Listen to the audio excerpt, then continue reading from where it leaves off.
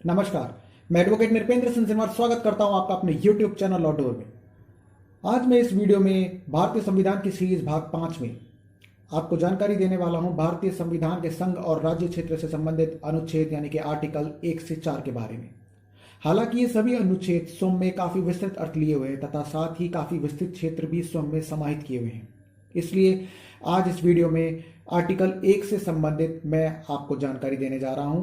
तो आइए आगे बढ़ते हैं और जानते हैं भारतीय संविधान के संघ और राज्य क्षेत्र से संबंधित अनुच्छेद 1 के बारे में।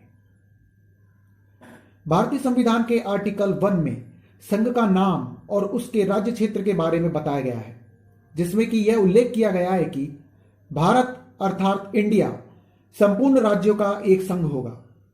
यह नोट करने वाली बात यह है कि संविधान के आर्टिकल 1 में भारत शब्द के साथ इंडिया शब्द को भी इंगित किया गया है। इसके अलावा आर्टिकल 1 के सब क्लॉज 2 में यह भी बताया गया है कि राज्य और उसके राज्य क्षेत्र वे होंगे जो पहली अनुसूची में निर्दिष्ट किए गए हैं। मैंने अपने पिछले वीडियो में अनुसूचियों की चर्चा की थी। अनुसूचियों के बारे में अलग से इस सीरीज में चर्चा करेंगे। आर्टिकल 1 के सब क्लॉज 3 में भारत के राज्य क्षेत्र के बारे में बताया गया है, जिसमें कि राज्यों के राज्य क्षेत्र पहली अनुसूची में विनिर्दिष्ट संघ राज्य क्षेत्र और ऐसे अन्य राज्य क्षेत्र जो अर्जित किए जाएंगे समाविष्ट होंगे। आगे बढ़ने से पहले मैं आपको आर्टिकल 1 में दिए गए एक महत्वपूर्ण शब्द के बारे में और जानकारी दे देता हूं।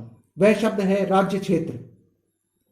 आप नोट कर सकते हैं कि आर्टिकल 1 के सब क्लॉज 3 में संघ राज्य क्षेत्र भी लिखा है और राज्यों का राज्य क्षेत्र भी लिखा हुआ है। इसमें एक शंका स्वाभाविक रूप से उत्पन्न हो सकती है कि संघ तो भारत है और भारत एक देश है, तो फिर संघ का राज्य क्षेत्र क्यों आया? यहां तो राज्य क्षेत्र आना चाहिए था। तो इस शंका का उत्तर यह है कि राजनीति शास्त्र यानी कि पॉलिटिकल साइंस के अनुसार राज्य वह होता है जिसमें कि 4 गुण विद्यमान हो, और वह 4 गुण होते हैं। पहला जनसंख्या, दूसरा निश्चित भूभाग, तीसरा सरकार और चौथा संप्रभुता यानी कि सोवेरेनिटी। अब इस दृष्टि से अंतरराष्ट्रीय मंच पर भारत राजनीतिक रूप से राज्य है, परंतु प्रशासनिक सुगमता की दृष्टि से हम देश को भारत बोलते हैं और इसकी इकाइयों को राज्य कहते हैं। इसका स्पष्टीकरण भी स्वयं संविधान में ही दिया गया है और वह स्पष्टीकरण आर्टिकल 3 के अंत में दिया गया है। आर्टिकल 1 पर और एक नजर डालने पर कुछ तथ्य हमारे सामने आते हैं, जैसे कि राज्यों का संघ अर्थात यह भारत की एकता की अखंडनीय प्रकृति को इंगित करता है। भारत का निर्माण करने वाली कोई भी इकाई या राज्य पृथक्करण यानी कि सेपरेशन के बारे में सोच भी नहीं सकती है। इसके बारे में संविधान सभा की 43वीं बहस में चर्चा की गई थी। प्रतियोगी छात्र और लॉ के विद्यार्थी यह भी नोट कर सकते हैं कि माननीय सुप्रीम कोर्ट के द्वारा एक निर्णय में यह स्पष्ट किया गया है कि भारतीय राज्य एक संघीय राज्य है जिसमें कि शक्तियों का विभाजन है तथा व्याख्याकार न्यायपालिका है। इस निर्णय का साइटेशन है AIR 1965 supreme court page 745 with in bracket 762।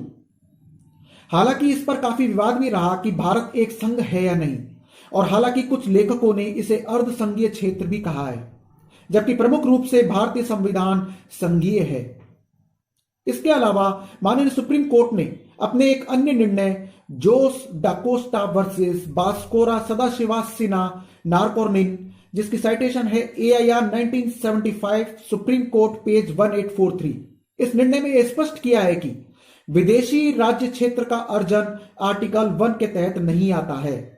यह अंतरराष्ट्रीय कानून के दायरे में होता है, यानी कि किसी भी विदेशी राज्य क्षेत्र का अर्जन अनुच्छेद 1 के तहत नहीं किया जा सकता और इसे सिर्फ इंटरनेशनल लॉ यानी कि अंतरराष्ट्रीय कानून के दायरे में ही लाया जा सकता है। इसके अलावा माननीय सुप्रीम कोर्ट ने अपने एक अन्य मामले में ही आर्टिकल 1 के बारे में चर्चा करते हुए माना कि आर्टिकल 1 किसी विदेशी राज्य क्षेत्र को अर्जित करने की शक्ति नहीं देता है। इस मामले को Berubari union and exchange of enclaves के नाम से जानते हैं, जिसकी साइटेशन है AIR 1960 सुप्रीम कोर्ट पेज 845। एक और महत्वपूर्ण जानकारी मैं आपको देना चाहता हूं कि भारतीय राज्य क्षेत्र में भारत की जल सीमा भी शामिल होती है और इससे संबंधित एक अधिनियम है जिसका नाम है राज्य क्षेत्रीय सागर खंड महाद्वीपीय मग्न तट भूमि अनन्य आर्थिक क्षेत्र और अन्य सामुद्रिक क्षेत्र अधिनियम 1976 तथा इस अधिनियम की धारा 3 सब क्लॉज 2 के अनुसार राज्य क्षेत्रीय सागर खंड सीमा यानी कि हमारी जल सीमा वह रेखा है जिसका प्रत्येक बिंदु समुचित आधार रेखा के समीपस्थ यानी कि सबसे नजदीक बिंदु से 12 समुद्री मील की दूरी पर स्थित है।